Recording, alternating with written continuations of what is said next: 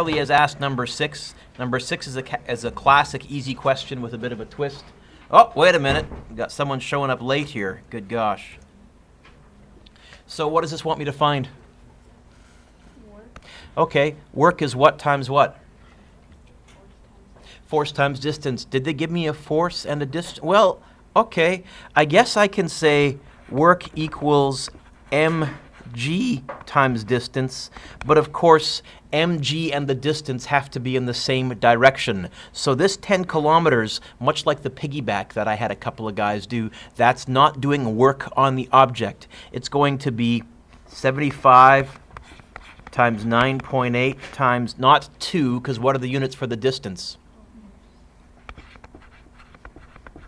There you go. That's it. So if you're trying to figure out, what would I do with that 10 kilometers? By the way, I have fibbed a bit. Who was doing the piggyback? Grant, who's not here?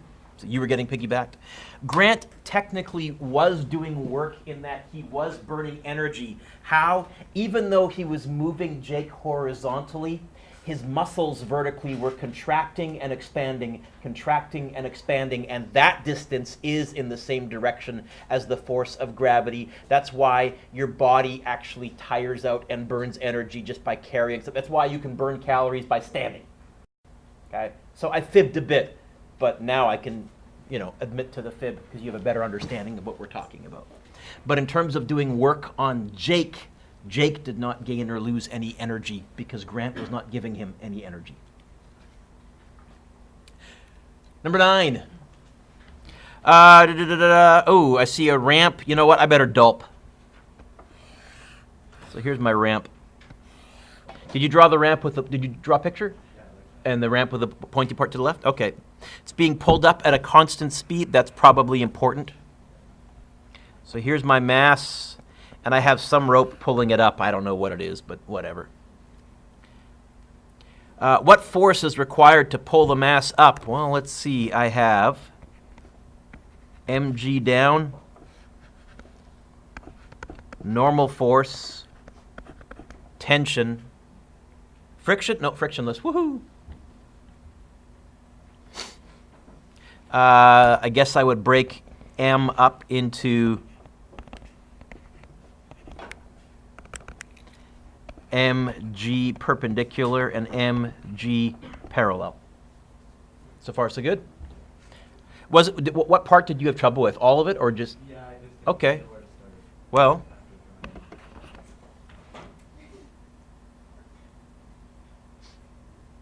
what force is required to pull the mass up? They want me to find tension, or the applied force, or whatever. Since I put a rope there, it kind of said pulled. I'll call it tension. Can you give me a along the ramp force equation?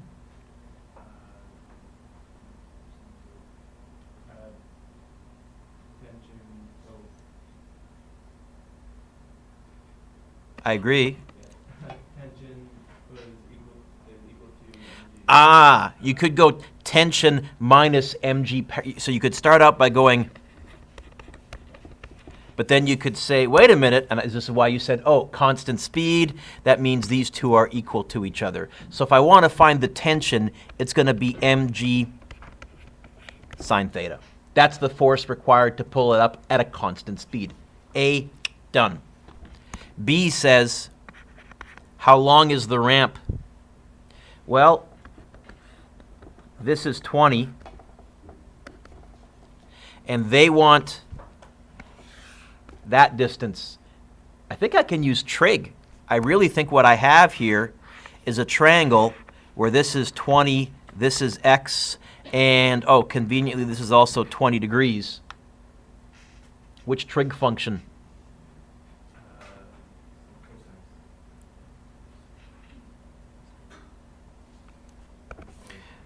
Opposite, hypotenuse.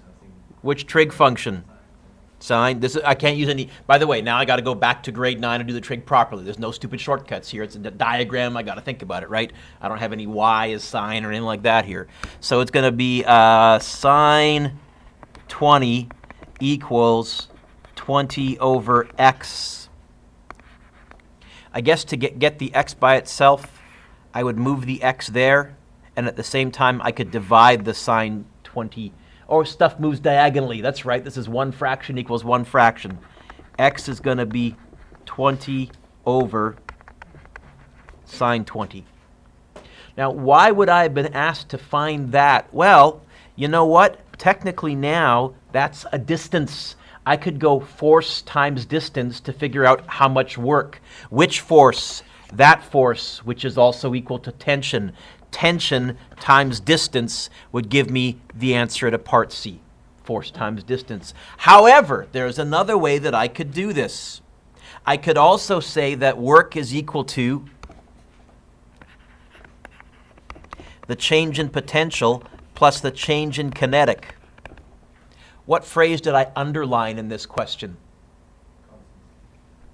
So no change in kinetic because you're staying at a constant speed. You have kinetic, but it doesn't say kinetic. It says change in kinetic. That's not changing. So change in potential, which I think is just going to be mgh, where the h is the 20.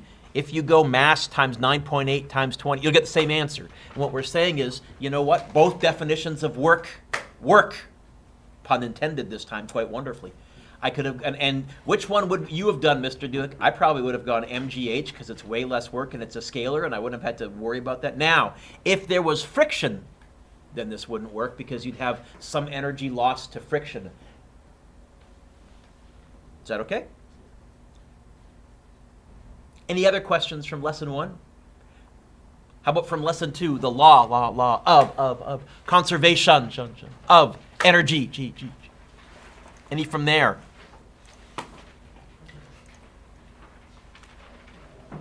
Oh, you know what? I didn't quite finish the lesson. So although I gave you homework, I'm going to continue on from here. And that might clear up any questions. That's right. I was trying to figure it out, and then I went and looked. In the last couple of years, it's taken me 2 classes to get through this lesson. So I keep thinking I can do it in 1, and apparently I never quite managed to do it in 1. So we got to the toy gun thingy right here. Is that right? Okay. Yeah, I can get through all this. No problem. A spring in a toy gun requires an average force of 1.2 newtons. Okay, I'm already thinking if we're talking about work tie, I might be using force times distance because they gave me a force. Cool. To compress at a distance of 3 centimeters. I don't like 3 centimeters. What is this really? Can't use centimeters. What is it really? Okay, so I'll make a little note here, 0.03 meters.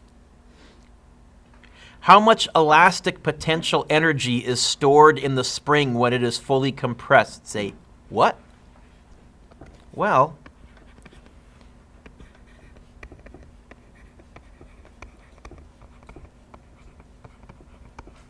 there's an equation that has potential and work in it. Now, potential, usually we mean gravitational potential, but I've never written gravitational potential in this equation. Jake, I've just said potential. I think in this case it's going to be the elastic potential energy when you compress a spring. Essentially what we're talking about is that. You're applying a force over a distance. Oh yeah, I just stored energy in here. You know how I know? Well, I could find out, but Grant's not here. I don't think there's any change in kinetic. I think what we can say really is this. Force times distance equals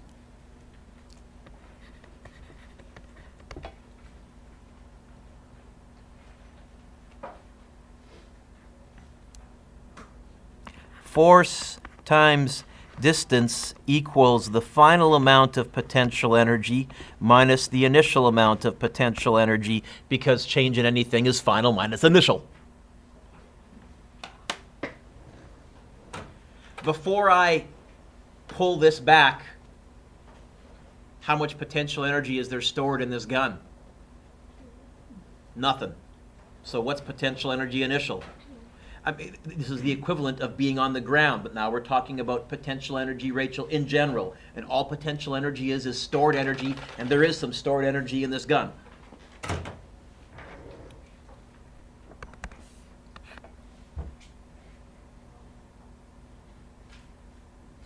Oh! Did they give me the force? Did they give me the distance? I can tell you how much potential energy there's stored in this gun.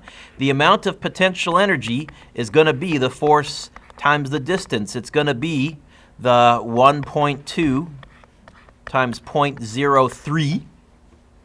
How many joules of energy do I store in this gun?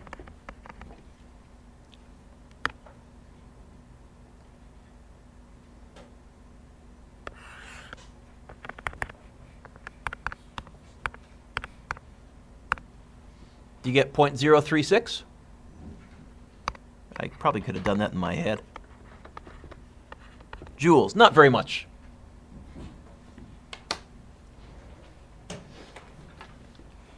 When I pull the trigger, what does the energy get transformed into if I ignore friction? Kinetic. Oh, so part B says, if all the elastic potential energy is transferred to a 10-gram bullet, how fast will the bullet move as it leaves the gun?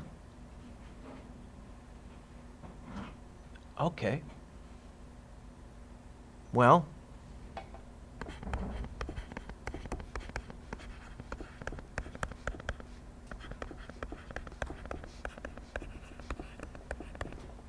Mr. Dueck, I thought you said we used this when there was a change in height and a change in speed and a curvy path.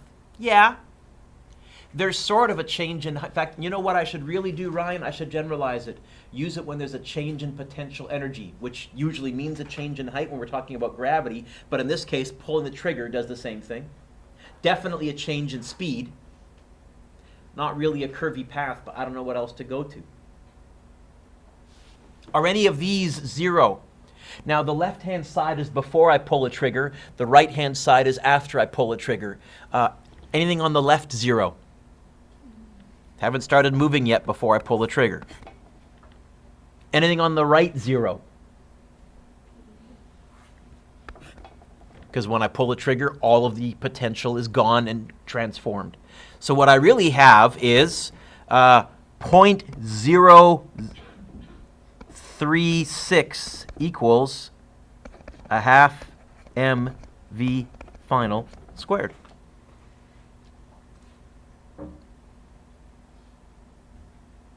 Okay, cool.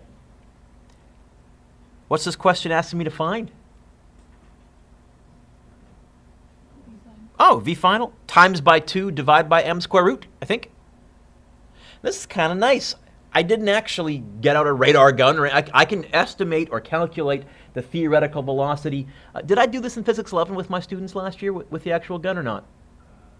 I think I fitted in. We actually brought out the radar gun. There is, in real life, a huge amount of friction and sound and energy loss in this. This is terribly inefficient. But, okay. So I think I'm going to get V final is going to be 2 times 0.036 divided by the mass, 10 grams. I can't use grams. Is he trying to figure out how to get in? Who's out there? My young friend? Well, I figured. Okay. He's going to his locker. He's going to his locker right now. Yeah, like he'll be here in like 2 seconds. Oh, yeah. You know what? Let's further his embarrassment. Continuing on. What's the mass? Don't say 10. Okay, 0.01. 0.01. Oh, and square root, right? How do I get rid of a squared?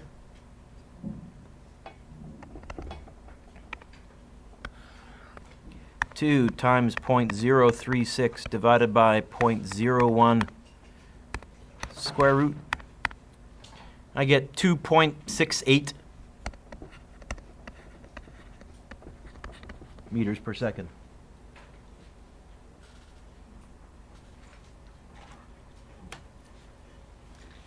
That's how any spring-based toy works. So if you ever had, for example, one of those little cars that you pull back and you can hear a spring winding up as you pull it back and then let it go. Okay, you could actually, if you measured the force of the pullback times the distance, you would know how much energy was stored in that car. And in theory, you could predict how fast the car will take off at. Now, we're assuming, Justice, that everything is 100% efficient, which it's not.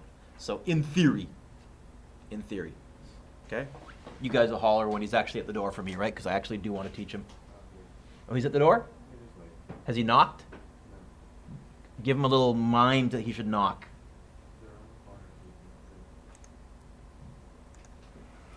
So, example 7.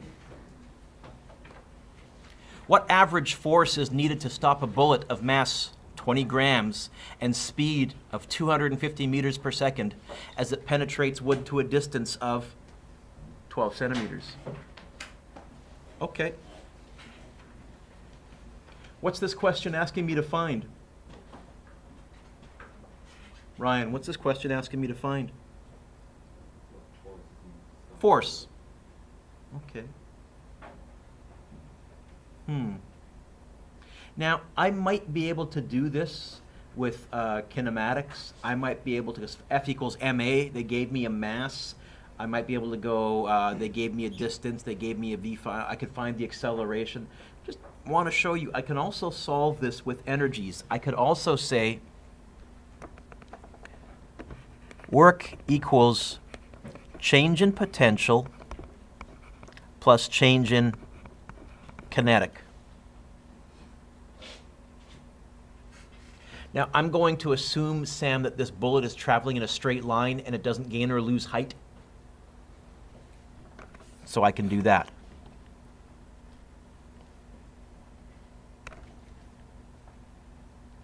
And I'm going to get force times distance equals the change in kinetic.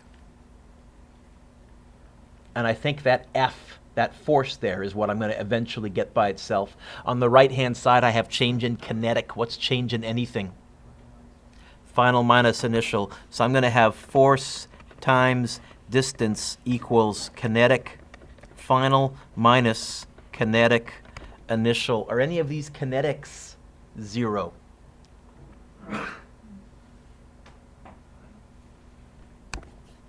Comes to rest.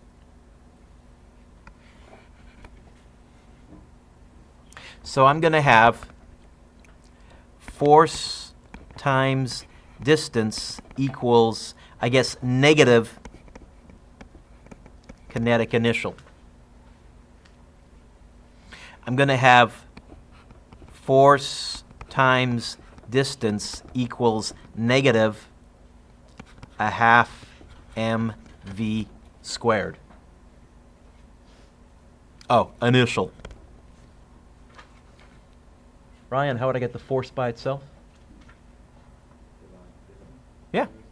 Here's a new equation for force that I've never seen on a formula sheet, but apparently force is also equal to, now the negative is just giving me a directional component. It's saying the force is in the opposite direction of motion. But mv squared over 2d.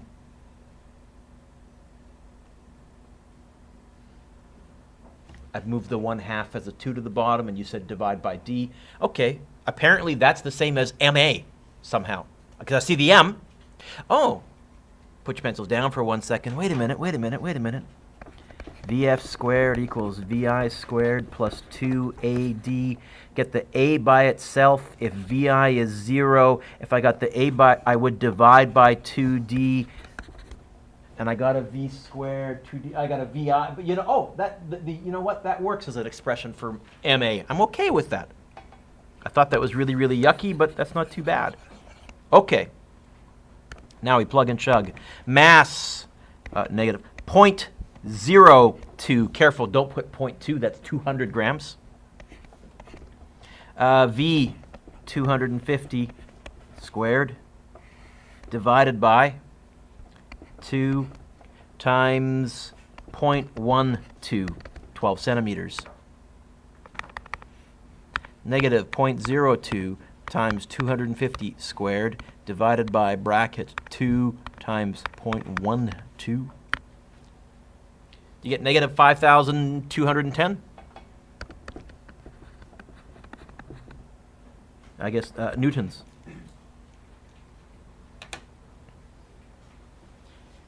Is that a big force? Yeah. If you wanted to convert it to kilograms, if you divide by 9.8, you know what? I'll divide by 10. It's about 520 kilograms. Oh yeah, it's a bullet. Not something you would want to stop with your bare hands.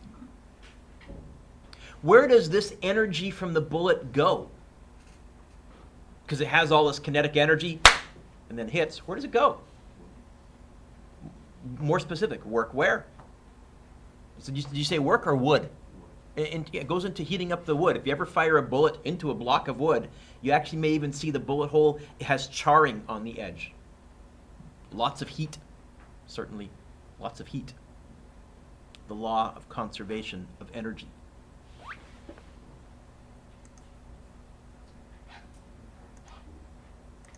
I like example 8. I like example 8. Example 8 is a nice question.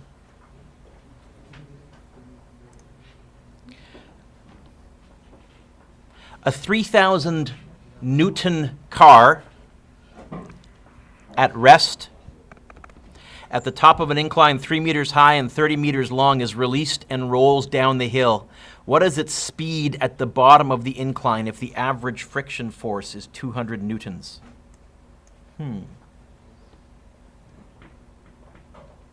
What's this question asking me to find? Speed or velocity? Speed, maybe scalar approach, I think to myself, maybe. Any suggestions on how I should start? I think there's something I would do before I did anything else. I'm going to draw a little picture. From prior experience, I know we also need lots of room to work, so while normally I like to draw my pictures nice and big, I think I'm going to have to draw it somewhat on the smallish side for me. Kind of like that. We have a car. And it says the incline is 3 meters high. And it says it's 30 meters long.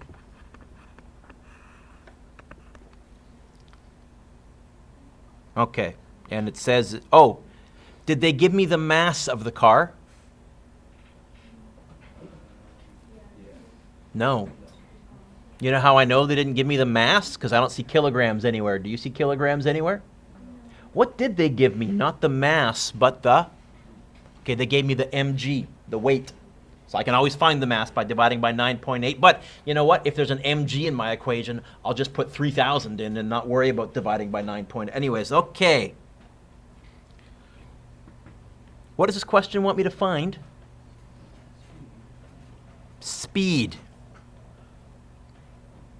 Is there a change in height? Is there a change in speed? Maybe this is a job for conservation of energy. Does this question talk about friction? So my equation is going to look like this. Kinetic initial plus potential initial equals kinetic final plus potential final plus heat. Why heat? Because they talked about friction this time. Are any of these zeros? Rest. Cool. Any others? Oh, okay. All right. So I'm going to have this mgh initial equals a half mv final squared plus heat.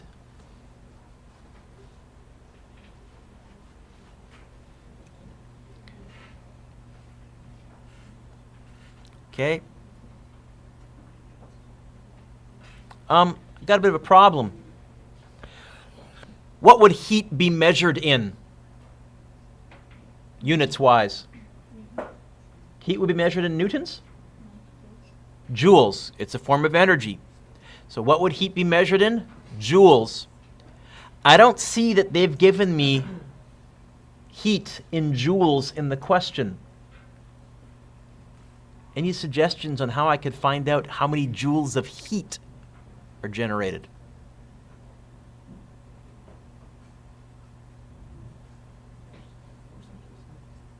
Force times distance, more specific. Which force, which distance? Friction force. Oh, heat's caused by friction. So you're saying, and I know that friction acts along the ramp.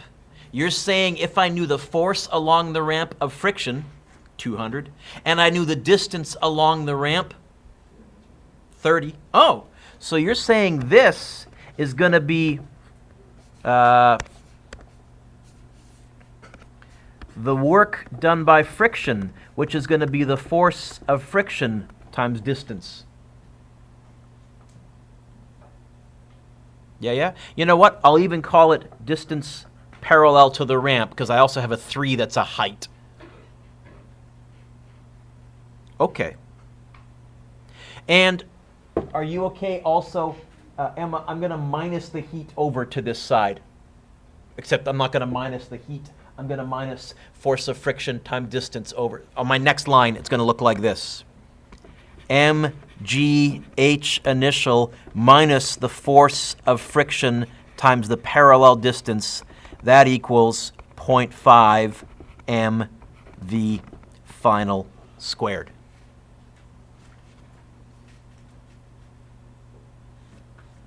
What'd you all say we're trying to find? How would I get the speed by itself? You know what? I could times by 2. I think I'm actually going to divide by 0.5 in this case, because this is a fairly yucky expression, and I'm not going to try and get cute with it, although I could. I think I'm going to divide everything by 0.5 m. In fact, I'm going to do that right here. Boom. Divide everything by 0.5 m. Why am I doing it right here? Because I'm worried I'm going to run out of room. Normally, I'd try and show more work than this. Oh, we haven't got speed. You know what we got actually, though? VF what? Squared. Oh. Jake? There's my equation.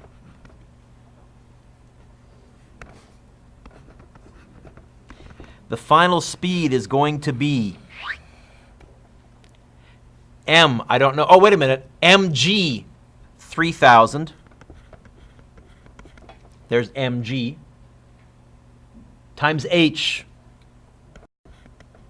3. Minus friction times which distance? The force and the distance have to be in the same direction. So not the 3, but the 30. By the way, I could have, Otla, we did a question, you and I, earlier, where I used trig to find the length of the ramp. I could have, instead of giving you the 30, I could have given you the angle theta there and the height, and you could use which trig function? Sine. Right. Anyways, there's all sorts of ways we can mix and match this up. Divided by 0.5, I guess the mass is going to be 3,000 divided by 9.8. Right? I'm going to be a little bit clever. I'm going to do the 3,000 divided by 9.8 first, and I'll use my answer button when I get to that mass on the bottom, so I don't have a fraction inside of a fraction inside of a fraction or something. Bracket 3,000 times 3 minus 200 times 30, close bracket, divided by a half times the mass. Oh, square root of 19.6.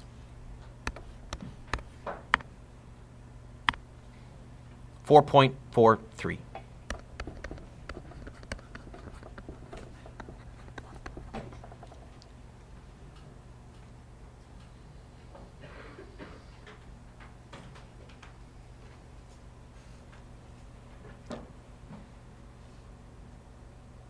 That was kind of cool. I wrote 4.43. Did you get that okay? If not, I'll figure it out. it's usually, and this is why I'm saying, yeah, practice on your calculators. We're getting into some fairly complicated calculator typing. Square root when you're done? Did you have the 19.6 and then square root? There you go. By the way, this unit, the two most common mistakes, forgetting to square root, or when you're not square rooting, forgetting that squared, especially the final squared right there, because kids are so proud. They've got all the equation. They've written everything out. They write out the squared, and I guess when they get to their calculator, they're so thrilled because they've typed in all the nastiest stuff, and they forget to hit the squared at the end on the VF squared. Drives me crazy. Little technical comment on ramps. You'll notice I ignored the normal force, and the reason is the normal force does no work because the normal force is always perpendicular to the ramp. And if we use our work equals FD cos theta, perpendicular means the angle is 90 degrees. If you find the cosine of 90, it's 0. So if the ramp is frictionless, energy is conserved. If the ramp is not frictionless, it's much yuckier. But the same argument can be applied to tension in a cord. A frictionless pendulum system, like a swing set or a rope swing, has constant energy. Tarzan, woohoo, has a mass of 85 kilograms, and he runs at 6 meters per second. He grabs onto a vine and he swings up until he stops. A says, write a work energy equation, and B says, how high can he swing? We're going to write an energy equation. Why? So I'm imagining someone running along, grabbing a rope swing and swinging up. Is there a change in height? Is there a change in speed? Is there a yucky, curvy path? Probably a job for conservation of energy.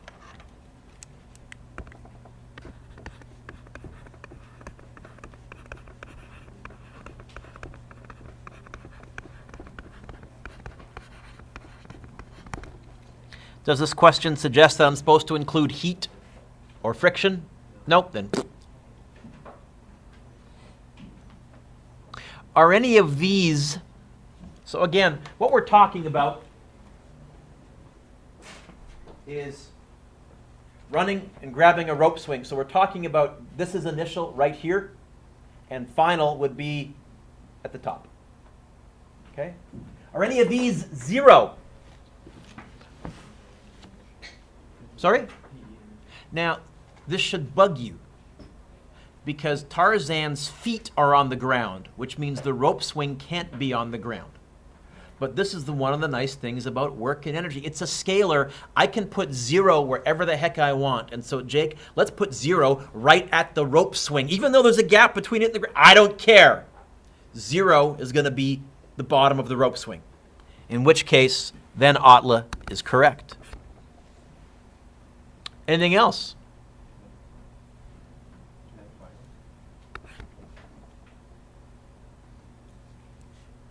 I'm going to have this. A half m v initial squared equals m g h final. Oh! I noticed something here. Not only could Tarzan swing to a certain height, but Tantor, the elephant, if the rope could hold his mass, would swing to exactly the same height as Tarzan if Tantor grabbed this at 6 meters per second with his trunk and swung all the way up. Is there a rope swing in the Pitt Meadows area over a lake somewhere? Do you guys have one? I didn't grow up here, so usually it's the kids that know. Okay. There's one in Pitt Lake? There's a few? I don't know if you've ever been, I used to work at a summer camp in Hope, and there was a rope swing on Kakoa Lake, a very good one. And if you ever try a rope swing, you may notice that everyone swings out to the same height. Now, you can try and take a bit more of a run and add some kinetic energy, but in terms of small and big people, there's not any kind of a change. Why? Because their mass cancels, for what it's worth. What are we trying to find? How high?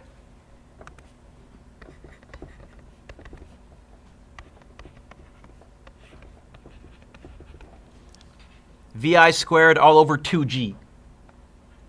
I moved the 1/2 and turned it into a 2 on the bottom that times by 1/2. 6 squared divided by 2 times 9.8. Can I do this one on my head? 6 squared divided by 2 is 18 divided by 9.8. 1.96? No, I'm a little off.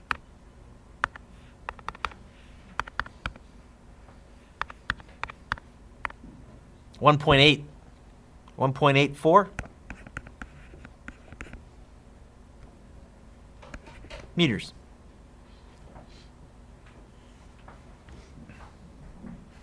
Last one, I think. Roller coasters. Woohoo! If this ramp is frictionless, check.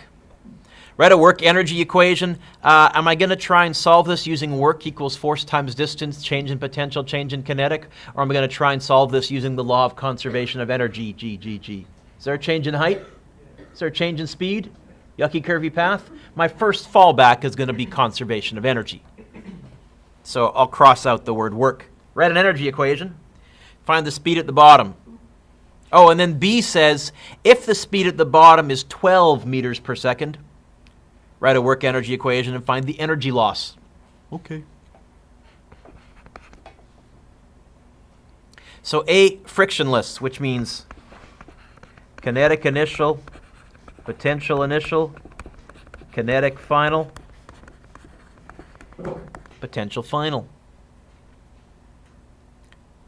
Are any of these 0? Am I starting out at rest?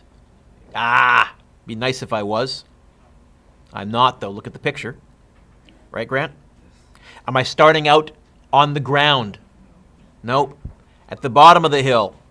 Am I at rest? Which one? No. At the bottom of the hill. Am I on the ground? Okay. So I'm going to have a half mv initial squared plus mgh initial equals a half mv final squared.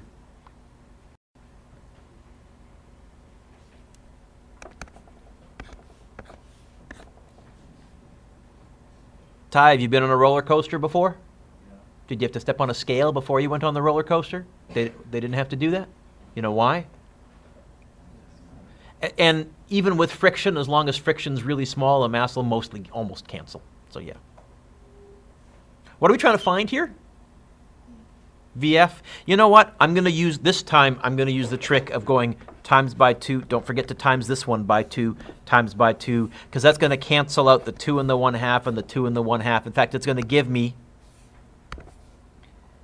VI squared plus 2GH initial equals VF squared. And once again, we've just derived VF squared equals VI squared plus 2AD. Did I say VF squared? I did. So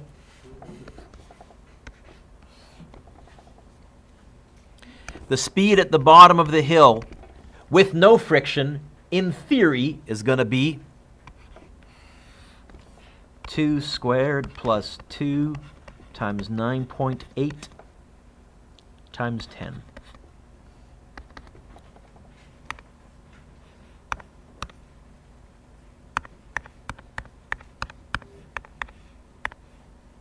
Square root of 200? Nice.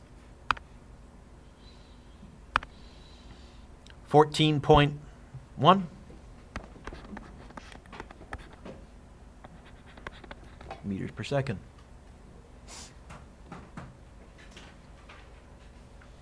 So let's suppose you're standing at the bottom of this roller coaster with a radar gun, and you don't measure 14.1 meters per second.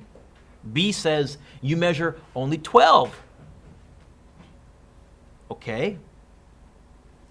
Where'd that extra kinetic energy vanish to? Must have gone into sound and friction and other dissipative energies, but we're all lumping that together as heat.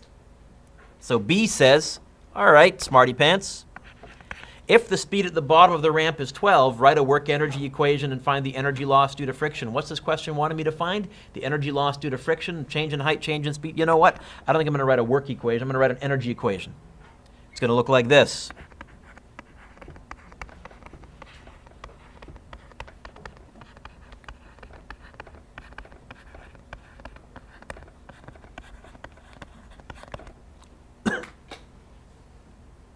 Plus heat.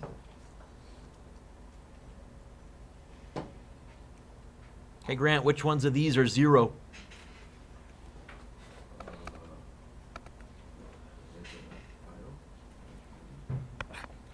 Just like before.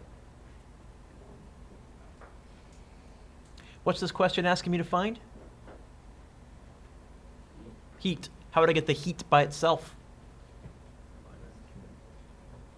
You're right. Say it. What again?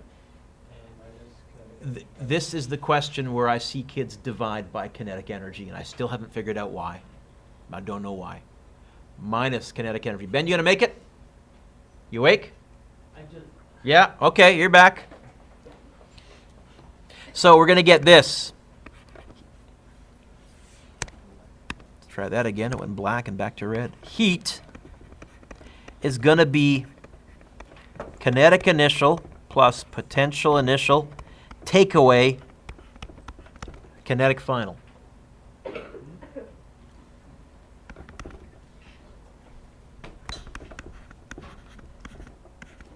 Half mv initial squared plus mgh initial minus a half mv final squared.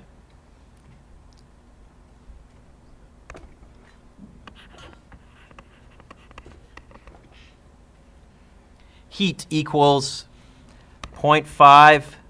Oh, do the masses cancel this time? Nope. Please tell me I gave you the mass. Did I? 1,000. Oh, nice number. 1,000. V initial squared 2 squared plus 1,000 times 9.8 times 10 minus 0.5 times 1,000 times 12 squared.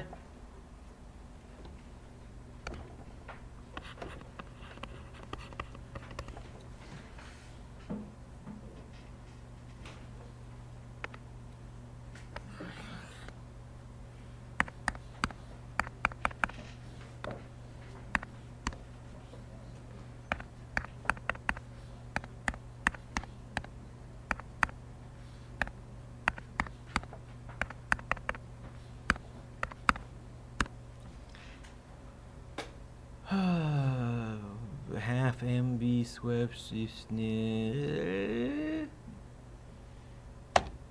You get 28,000 joules? Yeah? 2.8 times 10 to the 1, 2, 3, 4th?